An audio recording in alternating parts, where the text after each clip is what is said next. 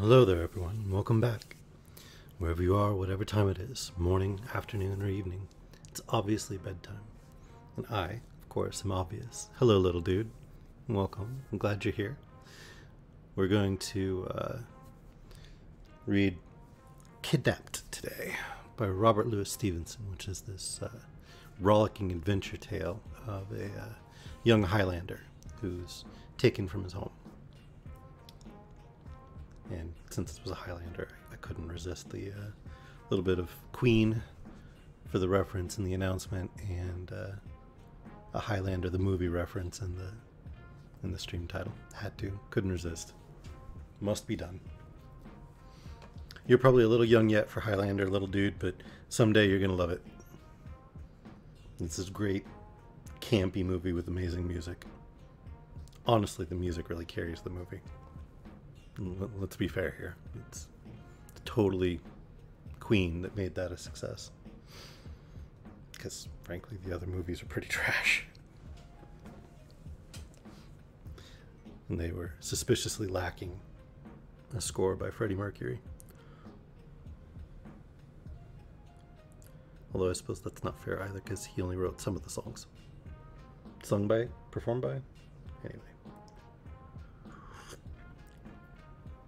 Queen's always been such an amazing band. Most of them have advanced degrees. They're really brilliant and make great music across this huge spectrum, so I always loved them. You're here for literature, not music, though. So, how's your weekend been, little dude? I heard you got pizza. Pizza's nomalicious.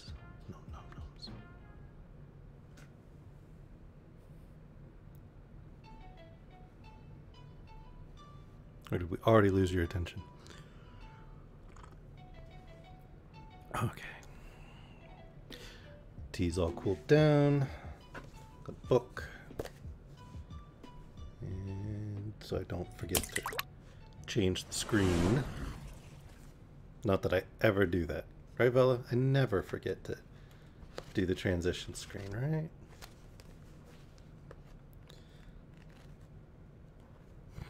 Hey Sparky, glad you could make it. Yeah, I had a lot of good requests, but I didn't have hard copies of a lot of them. Well, let me put it another way. I had hard copies. They're just probably in boxes, because I still have like, I don't know, 40 cases of books boxed up. So they're probably in there somewhere. Yeah, I might have a couple of books. One or two laying around here and there. Yeah, totally not surrounded by bookcases right now. But, I mean, listen, I mean, you just don't get the tactile and auditory and the smell, the olfactory experience with a digital book. I mean, you guys can hear that over the mic, right? The pages flipping. I honestly have brought the book up to my nose and like smelled it a couple of times. I know, super dorky, but as much as I love the convenience of being able to have all these books right at my fingertips with my phone or my tablet or whatever, and as much money as a service like Kindle Unlimited has saved me, there's just book snuffer. Why you gotta make it sound dirty? It's just nothing quite like a hard copy of a book.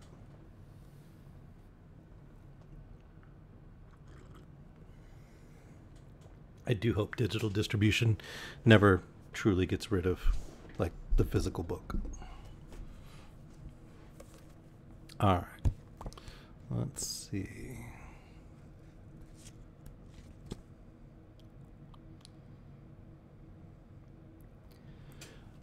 Kidnapped, being memoirs of the adventures of David Balfour in the year 1751, how he was kidnapped and cast away, his sufferings in a desert isle, his journey in the wild highlands, his acquaintance with Alan Breck Stewart and other notorious Highland Jacobites, with all that he suffered at the hands of his uncle, Ebenezer Balfour of Shaw's, falsely so called, written by himself and now set forth by Robert Louis Stevenson.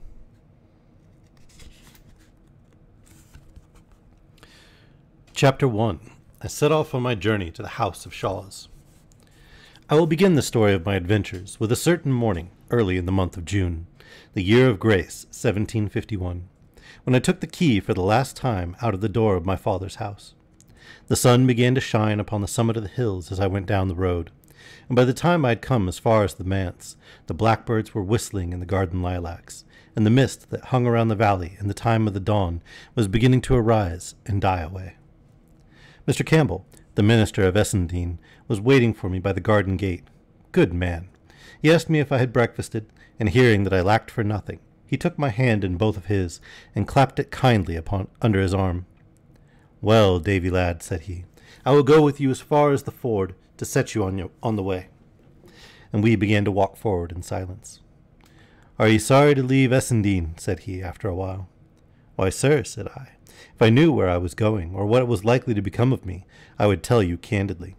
Essendine is a good place indeed, and I have been very happy there. But then I have never been anywhere else. My father and mother, since they are both dead, I shall be no nearer to in Essendine than in the kingdom of Hungary.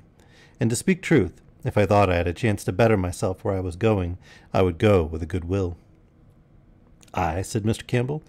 "Very well, Davy. Then it behooves me to tell your fortune, or so far as I may. When your mother was gone, and your father, the worthy Christian man, began to sicken for his end, he gave me in charge a certain letter, which he said was your inheritance. 'So soon,' says he, 'as I am gone, and the house is redd up and the gear disposed of, all which, Davy, hath been done, give my boy this letter into his hand, and start him off to the house of Shaw's, not far from Cramond. That is the place I come from,' he said, 'and it's where it befits that my boy should return. He is a steady lad,' your father said, 'and a canny goer, and I doubt not he will come safe, and be well liked where he goes.'" "The house of Shaw's," I cried. "What had my poor father to do with the house of Shaw's?" "Nay," said Mr. Campbell, "who can tell that for a surety? But the name of that family, Davy boy, is the name you bear, Balfour of Shaw's, an ancient, honest, reputable house, peradventure in these latter days decayed. Your father, too, was a man of learning as befitted his position. No man more plausibly conducted school, nor had he the manner or the speech of a common dominie. But, as ye will yourself remember, I took a pleasure to have him to the manse to meet the gentry, and those of my own house, Campbell of Kilrenet, Campbell of Dunswire, Campbell of Munch, and others, all well-kinned gentlemen, had the pleasure in his society. Lastly, to put all the elements of this affair before you, here is the testamentary letter itself, superscribed by the own hand of our departed brother." He gave me the letter, which was addressed in these words: "To the hands of Ebenezer Balfour, Esquire, of Shaw's, in his house of Shaw's. These will be delivered by my son, David Balfour." My heart was beating hard at this great prospect, now suddenly opening before a lad of 17 years of age, the son of a poor county dominie in the forest of Ettrick. "Mr. Campbell," I stammered, "and if you were in my shoes, would you go?" "Of a surety," said the minister, "that would I, and without pause. A pretty lad like you shouldn't get to Cramond, which is near in by Edinburgh, in 2 days of walk. If the worst came to the worst, and your high relations, as I cannot but suppose them to be somewhat of your blood, should put you to the door, you can but walk the 2 days back again, and risp at the manse door. But I would rather hope that ye shall be well received, as your poor father forecast for you, and for anything that I can come to be a great man in time. And here, David laddie," he resumed, "it lies near upon my conscience to improve this parting, and set you on the right guard against the dangers of the world." Here he cast about for a comfortable seat, lighted on a big boulder under a birch by the track-side, sat down upon it with a very long, serious upper lip, and the sun now shining in upon us between two peaks, put his pocket-handkerchief over his cocked hat to shelter him. There and then, with uplifted finger, he first put me on my guard against a considerable number of heresies, to which I had no temptation, and urged upon me to be instant in my prayers and reading of the Bible. That done, he drew a picture of the great house that I was bound to, and how I should conduct myself with its inhabitants. Be supple, Davy, in things immaterial, said he. Bear ye this in mind, that though gentle born, you've had a country rearing. Dinna shame us, Davy, dinna shame us. In yon great muckle house, with all these domestics, upper and under, show yourself as nice, as circumspect, as quick at the conception, and as slow of speech as any. As for the lard, remember he's the lard. I say no more. Honour to whom honour. It's a pleasure to obey a lard, or should be to the young. Well, sir, said I, it may be, and I'll promise you I'll try to make it so. Why, very well said, replied Mr. Campbell heartily. And now to come to the material, or, to make a quibble, to the immaterial. I have here a little packet which contains 4 things. He tugged it as he spoke, and with some great difficulty, from the skirt pocket of his coat. Of these 4 things, the first is your legal due, the little pickle money for your father's books and plenishings, which I have bought, as I have explained from the first, in the design of reselling at a profit to the incoming dominie. The other 3 are gifties that Mrs. Campbell and myself would be blithe of your acceptance. The first, which is round, will likely please you best at the first off-go. But, oh David laddie, it's but a drop of water in the sea. It'll help you but a step, and vanish like the morning. The second, which is flat and square and written upon, will stand by you through life, like a good staff for the road, and a good pillow to your head in sickness. And as for the last, which is cubical, that you'll see, it's my prayerful wish into a better land. With that, he got upon his feet, took off his hat, and prayed a little while aloud, and in affecting terms, for a young man setting out into the world. Then suddenly took me in his arms and embraced me very hard, then held me at arm's length, looking at me with his face all working with sorrow, and then whipped about, and crying good-bye to me, set off backward by the way that we had come at a sort of jogging run. It might have been laughable to another, but I was in no mind to laugh. I watched him as long as he was in sight, and he never stopped hurrying, nor once looked back. Then it came in upon my mind that this was all his sorrow at my departure, and my conscience smote me hard and fast, because I, for my part, was overjoyed to get away out of that quiet countryside, and go to a great busy house among rich and respected gentlefolk of my own name and blood. Davy, I thought, was ever seen such black ingratitude? Can you forget old favours and old friends at the mere whistle of a name? Fie, think shame. And I sat down on the boulder the good man had just left, and opened the parcel to see the nature of my gifts. That which he had called cubical I had never had much doubt of. Sure enough, it was a little Bible to carry in a plednook. That which he had called round I found to be a shilling piece, and the third, which was to help me so wonderfully both in health and sickness all the days of my life, was a little piece of coarse yellow paper, written upon thus in red ink: To make lily of the valley water. Take the flowers of lily of the valley, and distill them in sack, and drink a spoonful or 2 as there is occasion. It restores It restores speech to those that have the dumb palsy. It is good against the gout. It comforts the heart and strengthens the memory. And the flowers put into a glass, close stopped, and set into an hill of ants for a month. Then take it out, and you will find a liquor which comes from the flowers, which keep in a vial. It is good, ill or well, and whether man or woman. And then, in the minister's own hand was added, likewise for sprains, rub it in, and for the colic a great spoonful in the hour. To be sure, I laughed over this, but it was rather tremulous laughter, and I was glad to get my bundle on my staff's end, and set out over the ford and up the hill upon the farther side, till, just as I came on the green drove road running wide through the heather, I took my last look of Kirk Essendine, the trees about the manse, and the big rowans in the kirkyard where my father and mother lay. Pladnook is a pocket in the plaid, by the way. It's a postscript. Or footnote, rather. Not postscript. Postscript's for a letter. Blech. Chapter 2. I come to my journey's end. Wow, that was a quick book. I knew this was short, but chapter 2 and we're done? My word. Just kidding. On the forenoon of the second day, coming to the top of a hill, I saw all the country fall away before me, down to the sea, and in the midst of this descent, on a long ridge, the city of Edinburgh smoking like a kiln. There was a flag upon the castle, and ships moving or lying anchored in the firth, both of which, for as far away as they were, I could distinguish clearly, and both brought my country heart into my mouth. Presently after, I came by a house where a shepherd lived, and got a rough direction for the neighbourhood of Cramond, and so, from one to another, worked my way to the westward of the capital by Collington, till I come out upon the Glasgow road. And there, to my great pleasure and wonder, I beheld a regiment marching to the fifes, every foot in time, an old red-faced general on a grey horse at the one end, and at the other the company of grenadiers with their pope's hats. The pride of life seemed to mount into my brain at the sight of the redcoats and the hearing of that merry music. A little farther on, and I was told I was in Cramond parish, and began to substitute in my inquiries the name of the House of Shaws. It was a word that seemed to surprise those of whom I sought my way. At first I thought that the plainness of my appearance and my country habit, and that all dusty from the road, consorted ill with the greatness of the place to which I was bound. But after 2 or maybe 3 had given me the same look and the same answer, I began to take it in my head that there was something strange about the Shaws itself. The better to set this fear at rest, I changed the form of my inquiries, and spying an honest fellow coming along a lane on the shaft of his cart, I asked him if he had ever heard tell of a house they called the House of Shaws.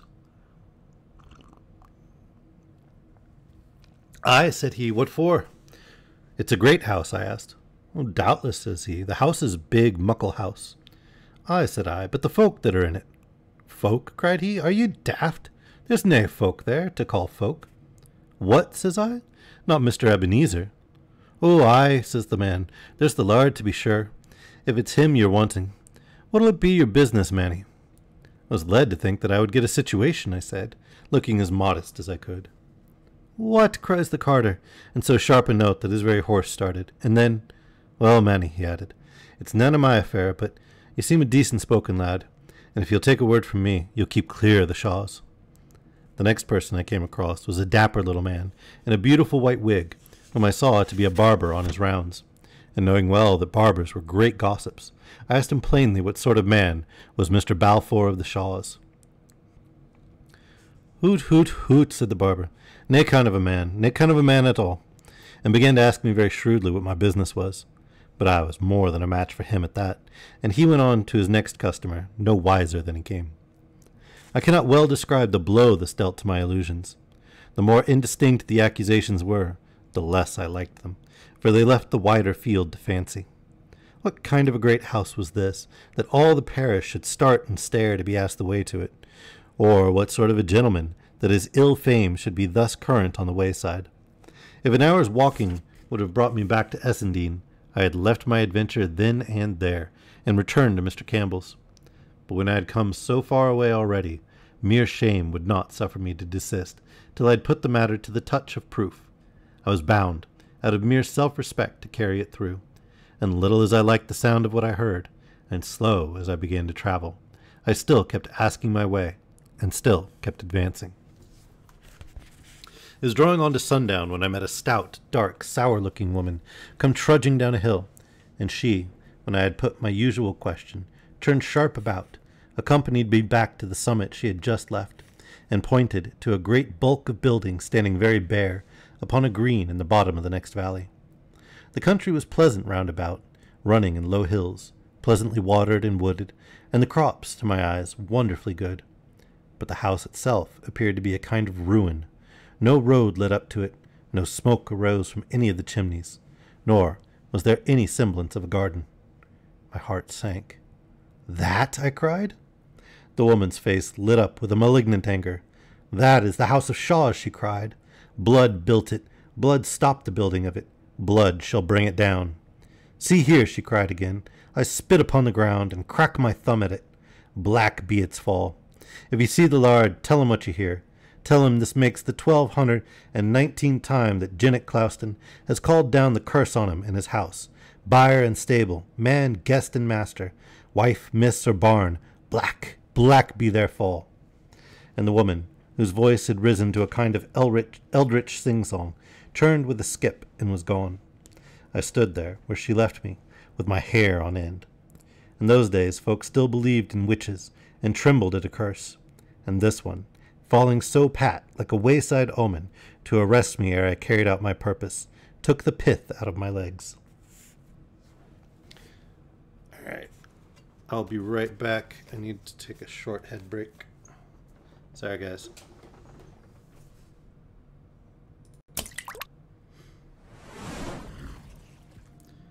Be back very shortly, I promise.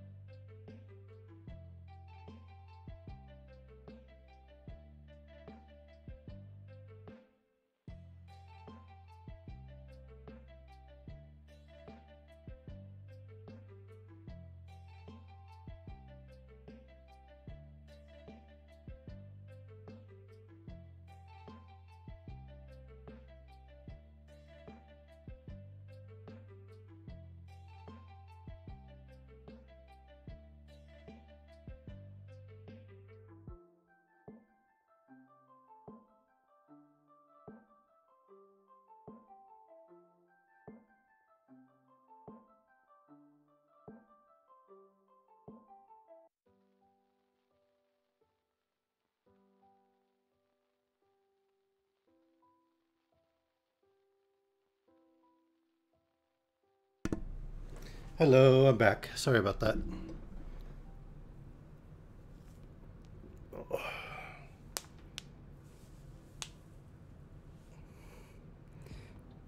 Cookbook nerds. I love it.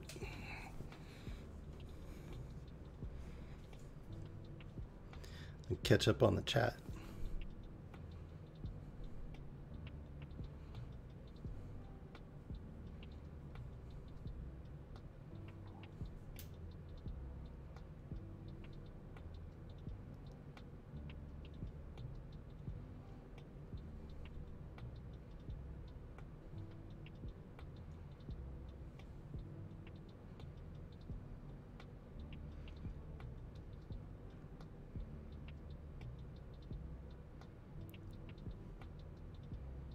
You can words.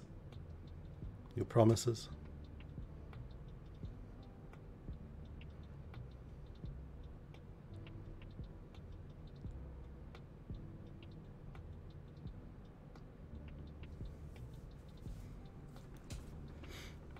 Breads are good. I like breads.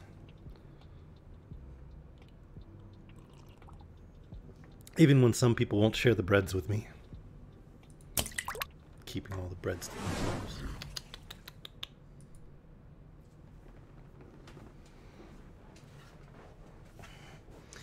Greedy bread keepers.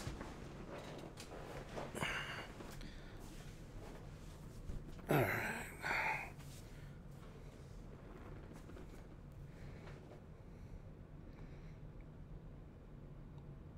Hey, Nene. Thanks for the follow.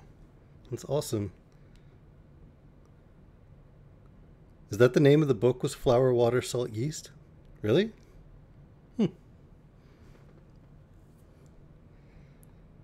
Okay. Quick thing. And then we'll jump back into the story. I promise. Just gotta check something on the computer that I ordered. If I can find the receipt.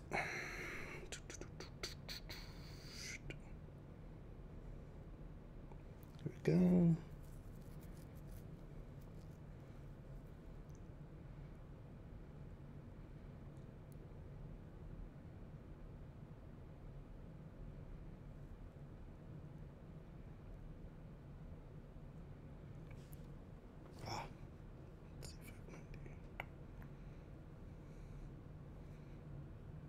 Transpose numbers when I was trying to look it up.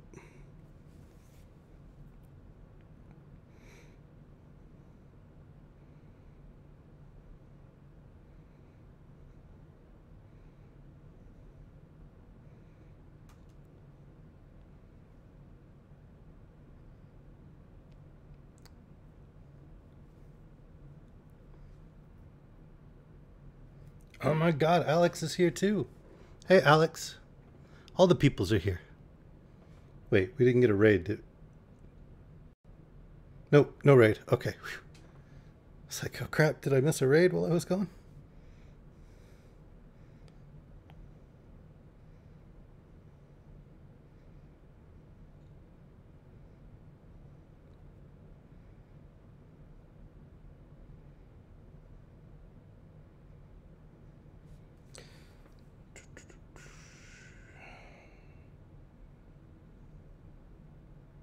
Sorry, I'm trying to prevent a friend from making a mistake.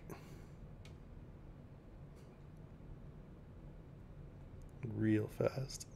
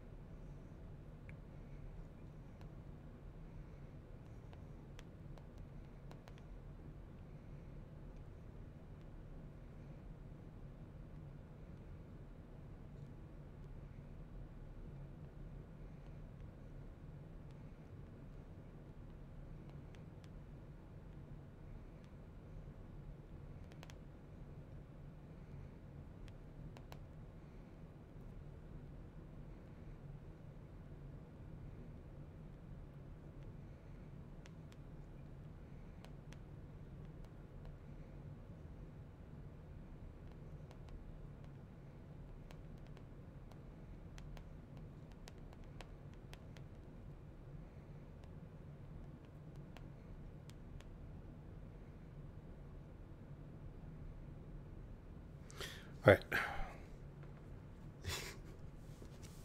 Yeah, I feel that, Vela. I was having serious trouble the other day with the type rings.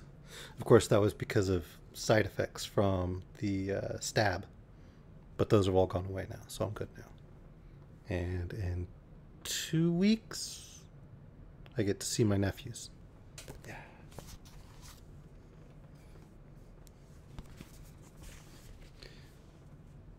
All right, everybody ready to get back into the story? Or do we want to do some more bread book talk? I'm cool with bread book talk, especially if anybody wants to send me some bread. Bread is good.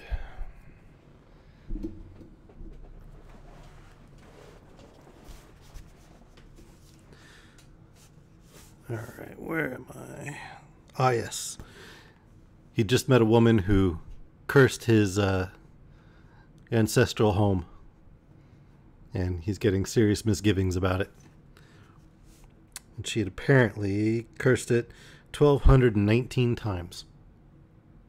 It's exactly what you exactly what you want to hear as you're coming to the home of your ancestors, right? I sat me down and stared at the house of Shaws. The more I looked, the pleasanter that the countryside appeared, being all set with hawthorn bushes full of flowers, the fields dotted with sheep, a fine flight of rooks in the sky, and every sign of a kind soil and climate. And yet, the barrack in the midst of it went sore against my fancy. Country folk went by from the fields as I sat there on the side of the ditch, but I lacked the spirit to give them a good e'en. At last the sun went down, and then, right up against the yellow sky, I saw a scroll of smoke go mounting, not much thicker, as it seemed to me, than the smoke of a candle. But still there it was, and meant a fire, and warmth and cookery, and some living inhabitant that must have lit it, and this comforted my heart wonderfully. More, I feel sure, than a whole flask of the lily-of-the-valley water that Mrs. Campbell set so great a store by. So I set forward by a little faint track in the grass that led in my direction. It was very faint indeed to be the only way to a place of habitation, yet I saw no other. Presently it brought me to stone uprights with an unroofed lodge beside them, and coats of arms on the top. A main entrance it was plainly meant to be, but never finished. Instead of gates of wrought iron, a pair of hurdles were tied across with a straw rope, and as there were no park walls, nor any sign of avenue, the track that I was following passed on the right hand of the pillars, and went wandering on toward the house. The nearer I got to that, the drearier it appeared. It seemed like the one wing of a house that had never been finished. What should have been the inner end stood open upon the upper floors, and showed against the sky with steps and stairs of uncompleted masonry. Many of the windows were unglazed, and bats flew in and out like doves out of a dovecote. The night had begun to fall as I got close, and in 3 of the lower windows, which were very high up and narrow and well barred, the changing light of a little fire began to glimmer. Was this the palace I had been coming to? Was it within these walls that I was to seek new friends and begin great fortunes? Why, in my father's house on Essen waterside, the fire and the bright lights would show a mile away, and the door open to a beggar's knock. I came forward cautiously, and giving ear as I came, heard someone rattling with dishes, and a little dry, eager cough that came in fits. But there was no sound of speech, and not a dog barked. The door, as well as I could see it in the dim light, was a great piece of wood all studded with nails, and I lifted my hand with a faint heart under my jacket, and knocked once. Then I stood and waited. The house had fallen into a dead silence. A whole minute passed away, and nothing stirred but the bats overhead. I knocked again, and hearkened again, but this time my ears had grown so accustomed to the quiet that I could hear the ticking of the clock inside as it slowly counted out the seconds. But whoever was in that house kept deadly still, and must have held his breath. I was in 2 minds whether to run away, but anger got the upper hand, and I began instead to rain kicks and buffets on the door, and to shout aloud for Mr. Balfour. I was in full career when I heard the cough right overhead, and jumping back and looking up, beheld a man's head in a tall nightcap, and the bell mouth of a blunderbuss at one of the first-story windows. "It's loaded," said a voice. "I've come here with a letter," I said, "to Mr. Ebenezer Balfour of Shaw's. Is he here?" "From whom is it?" asked the man with the blunderbuss. That is neither here nor there, said I, for I was growing very wroth. Well, was the reply, you can put it down upon the doorstep and be off with you. I will do no such thing, I cried. I will deliver it into Mr. Balfour's hands, as it was meant I should. It is a letter of introduction. A what? Cried the voice sharply. I repeated what I had said.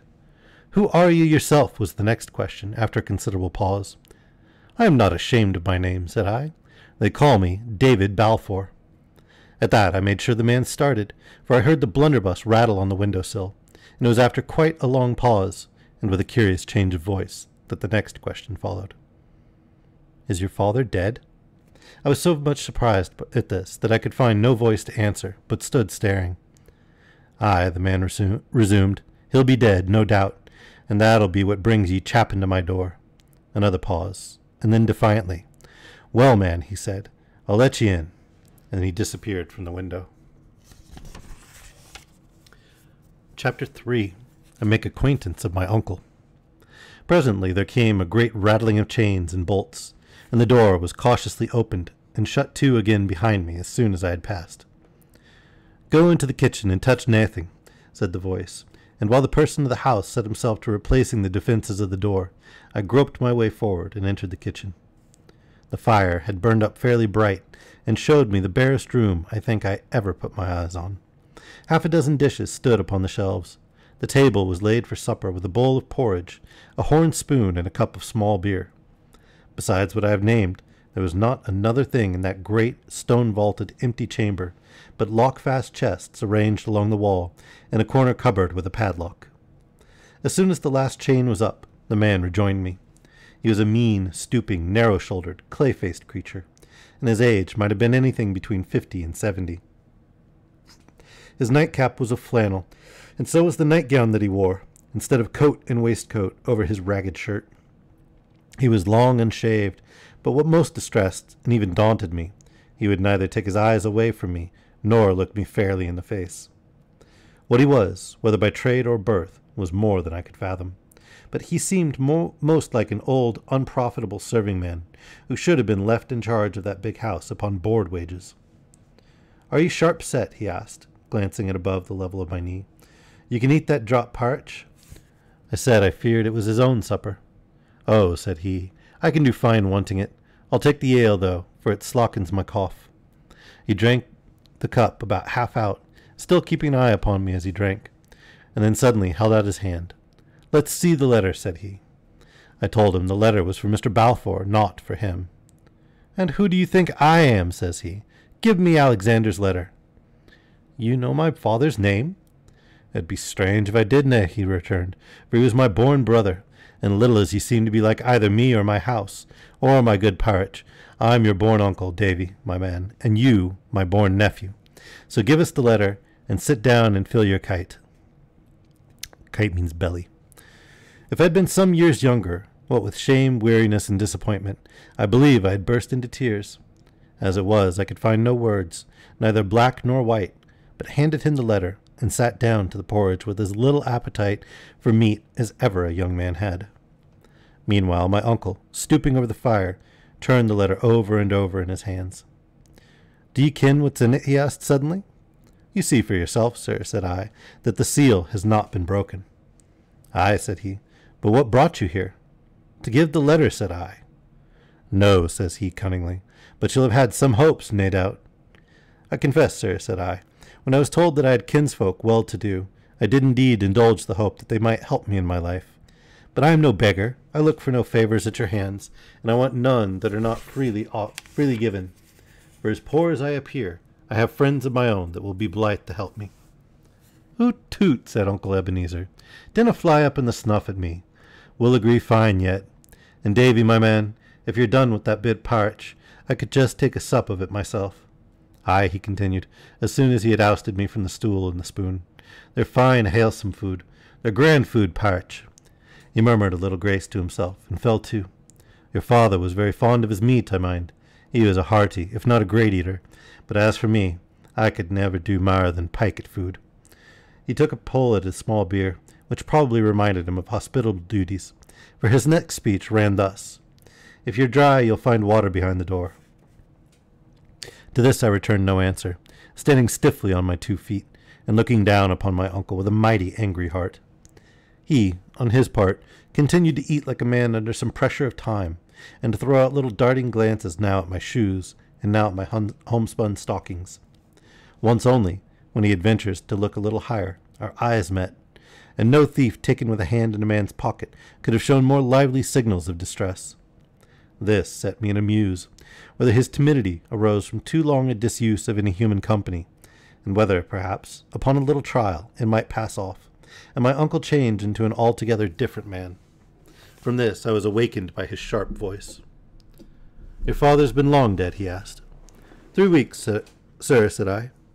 "He is a secret man, Alexander. A secret, silent man," he continued. "He never said muckle when he was young. He'll never have spoken muckle of me. I never knew, sir, till you told it to me yourself that he had any brother." Dear me, said Ebenezer. "Nor yet of Shaw's, I dare say." "Not so much as the name, sir," said I. "To think of that," he said. "A strange nature of a man." For all that, he seemed singularly satisfied, but whether with himself, or me, or with this conduct of my father's, was more than I could read.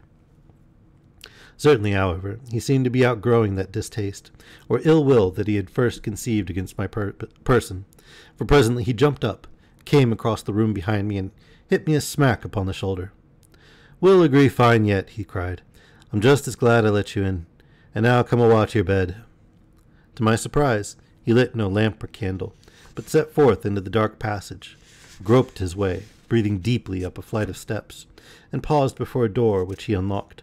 I was close upon his heels, having stumbled after him as best I might, and then he bade me to go in, for that was my chamber.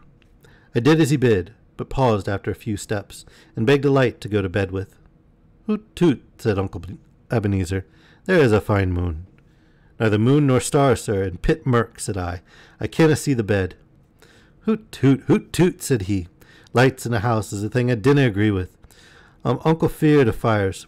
Good night to ye, Davy, my man." And before I had time to add a further protest, he pulled the door to, and I heard him lock me in from the outside. I did not know whether to laugh or cry. The room was as cold as a well, and the bed, when I had found my way to it, as damp as a peat hag.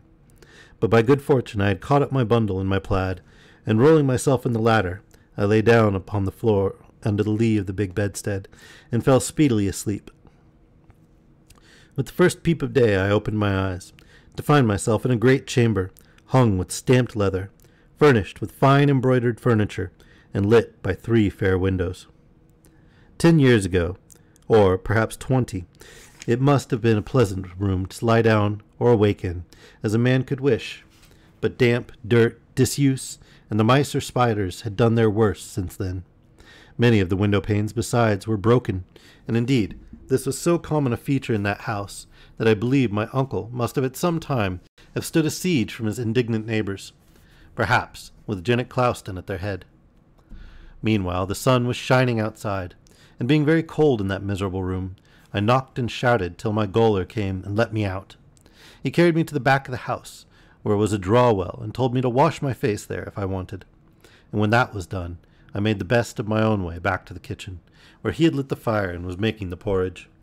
The table was laid with 2 bowls and 2 horn spoons, but the same single measure of small beer. Perhaps my eye rested on this particular with some surprise, and perhaps my uncle observed it, for he spoke up as if in answer to my thought, asking me if I would like to drink ale, for so he called it. I told him such was my habit, but not to put himself out about. "Ah, said he, "I'll deny you nothing in reason."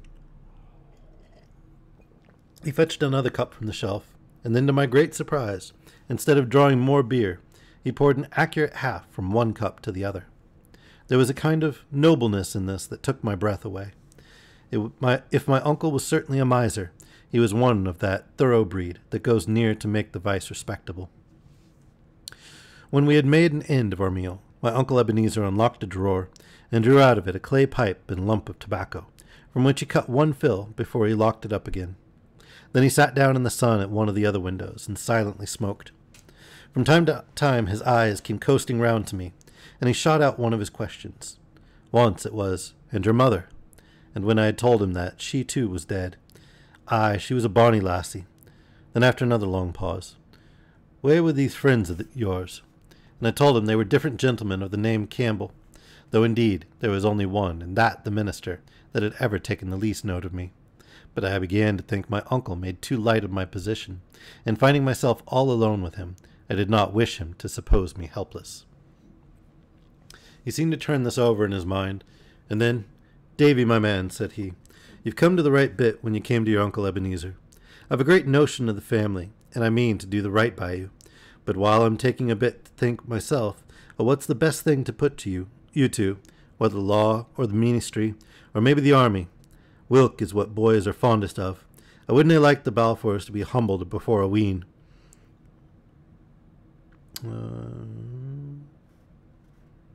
Before a ween Highland Campbells. That's a few Highland Campbells.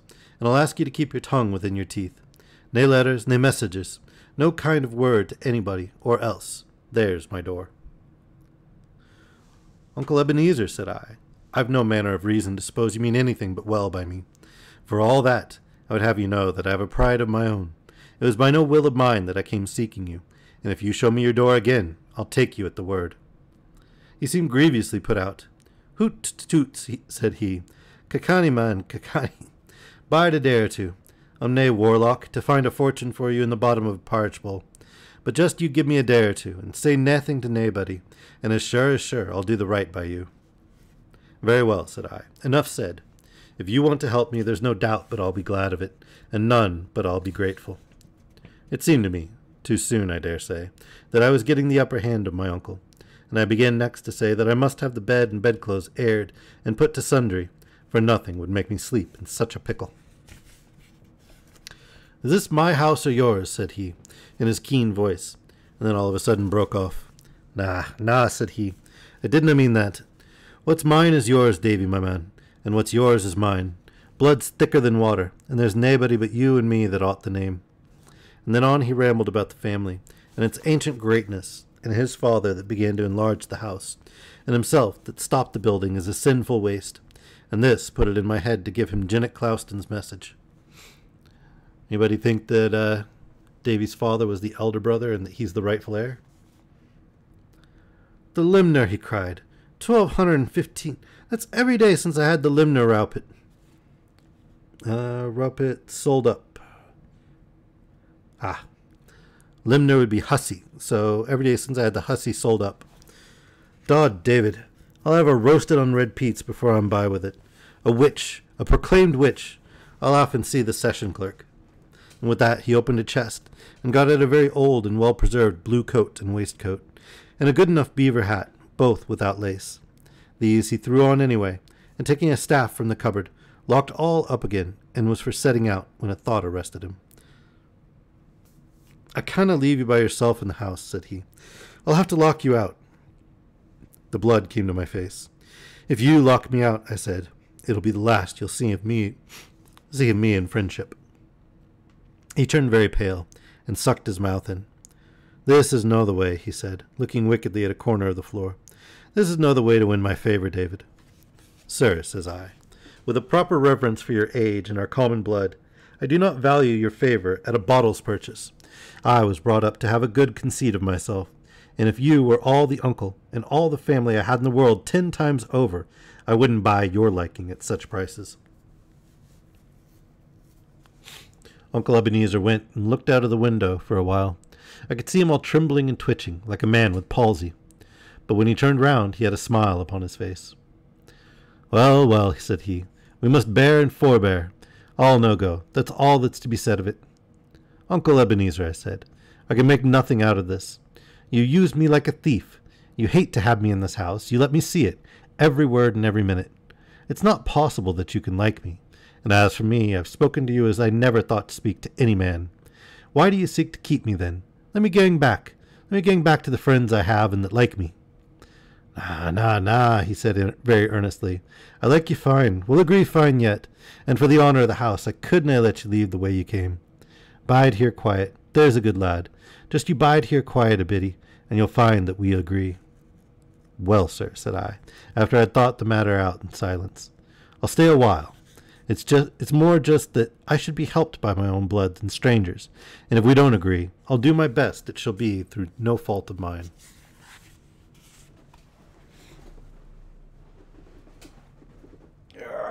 Reach.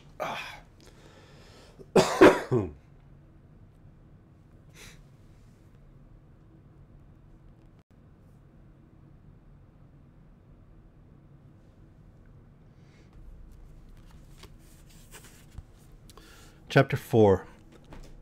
Yes, all the stretch. I wish I could get emojis even though I'm not taking the affiliate contract. It'd be great to have like some stretch emojis and stuff. Wonder if I can do something through Streamlabs.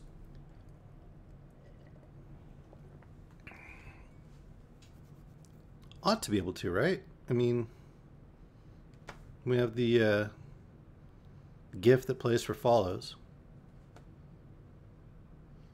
All right, give me some ideas for like GIF commands that we should do. And I'll see what I can do to make them. Anyway, Chapter 4. I run a great danger in the house of Shaw's. For a day that was begun so ill, the day passed fairly well. We had the porridge cold again at noon, and hot porridge at night. Porridge and small beer was my uncle's diet. He spoke but little, and that in the same way as before, shooting a question at me after a long silence, and when I sought to lead him in talk about my future, slipped out of it again. In a room next door to the kitchen, where he suffered me to go, I found a great number of books, both Latin and English, in which I took great pleasure all the afternoon. Indeed, the time passed so lightly in this good company that I began to be almost reconciled to my residence at Shaw's, and nothing but the sight of my uncle and his eyes playing hide-and-seek with mine revived the force of my distrust. One thing I discovered, which put me in some doubt. This was an entry on the fly-leaf of a chapbook, one of Patrick Walker's, plainly written by my father's hand, and thus conceived, to my brother Ebenezer on his 5th birthday. Now, what puzzled me was this, that as my father was of course the younger brother, he must either have made some strange error, or he must have written, before he was yet 5, an excellent, clear, manly hand of writing. I tried to get this out of my head, but though I took down many interesting authors, old and new, history, poetry, and storybook, this notion of my father's hand of writing stuck to me, and when at length I went back into the kitchen, and sat down once more to porridge and small beer, the first thing I said to Uncle Ebenezer was to ask him if my father had not been very quick at his book. "Alexander? No, him," was the reply. "I was far quicker myself. I was a clever chappie when I was young. Why, I could read as soon as he could." This puzzled me yet more, and a thought coming into my head, I asked if he and my father had been twins. He jumped upon his stool, and the horn spoon fell out of his hand upon the floor. "What gars ye ask that?" he said, and caught me by the breast of the jacket, and looked this time straight into my eyes. His own were little and light, and bright like a bird's, blinking and winking strangely. "What do you mean?" I asked, very calmly, for I was far stronger than he, and not easily frightened. "Take your hand from my jacket. This is no way to behave." My uncle seemed to make a great effort upon himself. "Dod, man, David," he said, "you shouldn't speak to me about your father. That's where the mistake is." He sat a while and shook, blinking in his plate. "He was all the brother that I ever had," he added, but with no heart in his voice. And then he caught up his spoon and fell to supper again, but still shaking. Now this last passage, this laying of hands upon my person, and sudden profession of love for my dead father, went so clean beyond my comprehension that it put me into both fear and hope. On the one hand, I began to think my uncle was perhaps insane and might be dangerous. On the other, there came up into my mind, quite unbidden by me and even discouraged, a story like some ballad I had heard folk singing, of a poor lad that was rightful heir and a wicked kinsman that tried to keep him from his own. For why should my uncle play a part with a relative that came, almost a beggar, to his door, unless in his heart he had some cause to fear him? With this notion, all unacknowledged, but nevertheless getting firmly settled in my head, I now began to imitate his covert looks, so that we sat at table like a cat and a mouse, each stealthily observing the other. Not another word had he to say to me, black or white, but was busy turning something secretly over in his mind. And the longer we sat, and the more I looked at him, the more certain I became that the something was unfriendly to myself.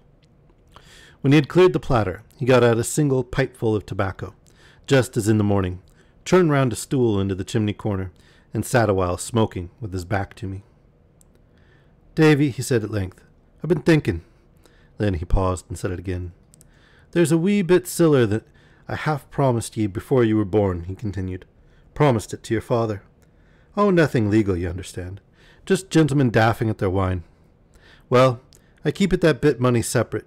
It was a great expense, but a promise is a promise, and it has grown by now to be a matter of just precisely, just exactly," and here he paused and stumbled, "of just exactly 40 pounds. This last he rapped out with a sidelong glance over his shoulder, and the next morning added, almost with a scream, "Scots!" The pound Scots being the same thing as an English shilling, the difference, made by this second thought, was considerable. I could see besides that the whole story was a lie, invented with some end which it puzzled me to guess, and I made no attempt to conceal the tone of raillery in which I answered, "Oh, think again, sir. Pounds sterling, I believe." "That's what I said," returned my uncle. "Pounds sterling. And if you'll step out by to the door a minute, just to see what kind of a night it is, I'll get it out to ye and call ye in again." I did his will, smiling to myself in my contempt that he should think I was so easily to be deceived. It was a dark night, with a few stars low down, and as I stood just outside the door, I heard a hollow moaning of wind far off among the hills.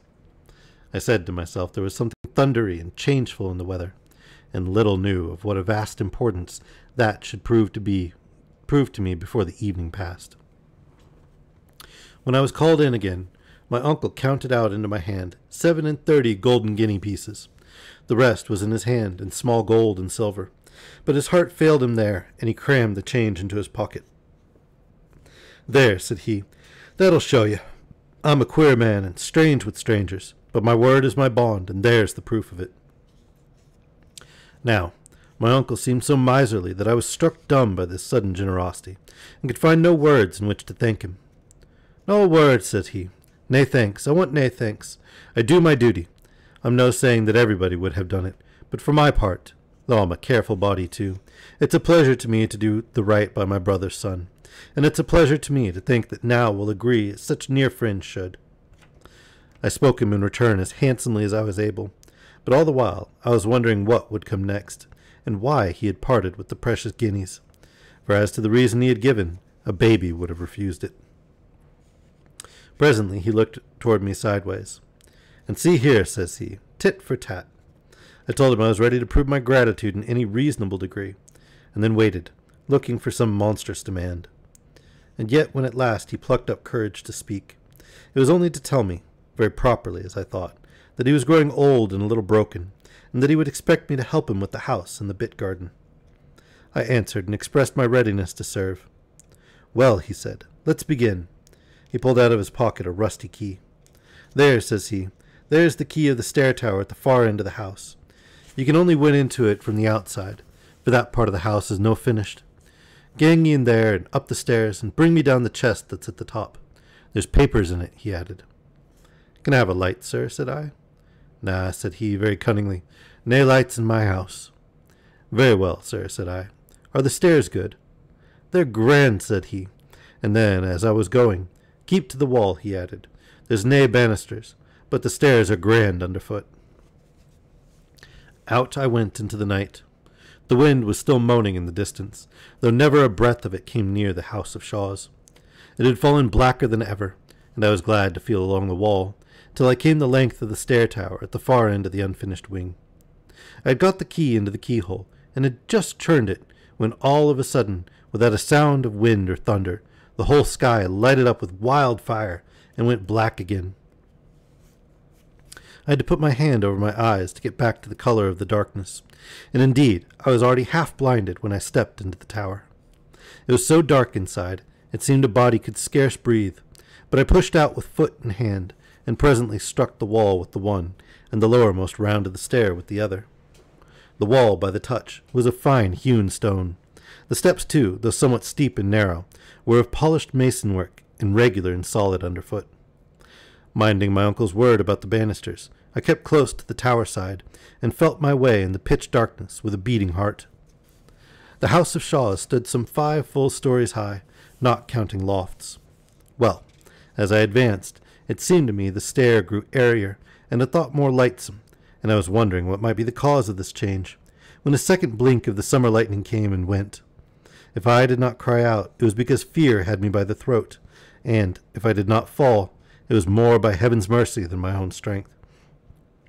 It was not only that the flash shone in on every side through breaches in the wall, so that I seemed to be clambering aloft upon an open scaffold, but the same passing brightness showed me the steps were of unequal length, and that one of my feet rested that moment within 2 inches of the well. This was the grand stair, I thought, and with the thought, a gust of a kind of angry courage came into my heart. My uncle had sent me here, certainly to run great risks, perhaps to die. I swore I would settle that perhaps, if I should break my neck for it, got me down upon my hands and knees, and as slowly as a snail, feeling before me every inch, and testing the solidity of every stone, I continued to ascend the stair. The darkness, by contrast with the flash, appeared to have redoubled, nor was that all, for my ears were now troubled, and my mind confounded by a great stir of bats in the top part of the tower, and the foul beasts flying downward sometimes beat about my face and body. The tower, I should have said, was square, and in every corner the step was made of a great stone of a different shape, to join the flights. Well, I had come close to one of these turns when, feeling forward as usual, my hand slipped upon an edge, and found nothing but emptiness beyond it. The stair had been carried no higher. To set a stranger mounting it in the darkness was to send him straight to his death. And, although thanks to the lightning and my own precautions, I was safe enough, the mere thought of the peril in which I might have stood, and the dreadful height I might have fallen from, brought out the sweat upon my body and relaxed my joints. But I knew what I wanted now, and turned and groped my way down again, with a wonderful anger in my heart. About halfway down, the wind sprang up in a clap and shook the tower, and died again. The rain followed, and before I had reached the ground level it fell in buckets. I put up my head into the storm and looked along toward the kitchen. The door, which I had shut behind me when I left, now stood open, and shed a little glimmer of light, and I thought I could see a figure standing in the rain, quite still, like a man hearkening. And then there came a blinding flash, which showed me my uncle plainly, just where I had fancied him to stand, and hard upon the heels of it, a great tow-row of thunder. Now, whether my uncle thought the crash to be the sound of my fall, or whether he heard in it God's voice denouncing murder, I will leave you to guess. Certain it is, at least, that he seized on by a kind of panic fear, and that he ran into the house and left the door open behind him. I followed as softly as I could, and coming unheard into the kitchen, stood and watched him. He had found time to open the corner cupboard, and brought out a great case bottle of aqua vitae, and now sat with his back toward me at the table. Ever and again he would be seized with a fit of deadly shuddering, and groan aloud, carrying the bottle to his lips, drink down the raw spirits by the mouthful. I stepped forward, came close behind him where he sat, and suddenly clapping my 2 hands down upon his shoulders, "Ah!" cried I. My uncle gave a kind of broken cry like a sheep's bleat, flung up his arms, and tumbled to the floor like a dead man. I was somewhat shocked at this, but I had myself to look to first of all, and did not hesitate to let him lie as he had fallen. The keys were hanging in the cupboard, and it was my design to furnish myself with arms before my uncle should come again to his senses, and the power of devising evil. In the cupboard were a few bottles, some apparently of medicine, a great many bills and other papers, which I should willingly enough have rummaged, had I the time, and a few necessaries that were nothing to my purpose. Thence I turned to the chests. The first was full of meal, and the second money bags and papers tied into sheaves, and the third with many other things, and these for the most part clothes. I found a rusty, ugly-looking Highland dirk without the scabbard. This then I concealed inside my waistcoat, and turned to my uncle. He lay as he had fallen, all huddled, with one knee up and one arm sprawling abroad. His face had a strange color of blue, and he seemed to have ceased breathing. Fear came on me that he was dead. Then I got water and dashed it in his face, and with that he seemed to come a little to himself, working his mouth and fluttering his eyelids. At last he looked up and saw me, and there came into his eyes a terror that was not of this world. "Come, come," said I, "sit up." "Are ye alive?" he sobbed. "Oh, man, are ye alive?" "That am I," said I. "Small thanks to you." He began to seek for his breath with deep sighs. "The blue phial," said he. "In the armory. The blue phial." His breath came slower still. I ran to the cupboard, and sure enough, found there a blue phial of medicine, with the dose written on it on paper, and this I administered to him with what speed I might. "It's the trouble," said he, reviving a little. "I have a trouble, Davy. It's the heart." I set him on a chair and looked at him. It is true I felt some pity for a man that looked so sick, but I was full besides of righteous anger, and I numbered over before him the points on which I wanted explanation. Why he lied to me at every word, why he feared that I should leave him, why he disliked it to be hinted that he and my father were twins. Is that because it is true, I asked? Why he had given me money to which I was convinced I had no claim, and last of all, why he had tried to kill me. He heard me all through in silence, and then, in a broken voice, begged me to let him go to bed. I'll tell you the morn," he said. "As sure as death I will." And so weak was he that I could do nothing but consent. I locked him into his room, however, and pocketed the key, and then returning to the kitchen, made up such a blaze as had not shone there for many a long year, and wrapping myself in my plaid, lay down upon the chests and fell asleep. All right. I'm sorry, but my throat is super sore today. I don't know why. Allergies or something, maybe. So I'm going to call it there. And we'll pick up Chapter 5 on Wednesday.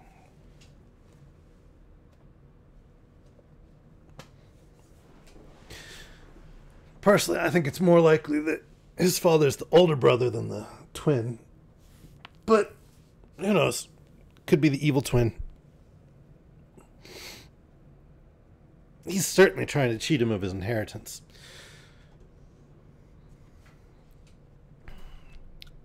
Probably why he doesn't want him to go away, because he thinks that the other nobleman will reveal the truth to him and sponsor him taking the land back. It's not like he's going to doing good things with the land anyway. And I bet the people of the parish would support Davy taking over.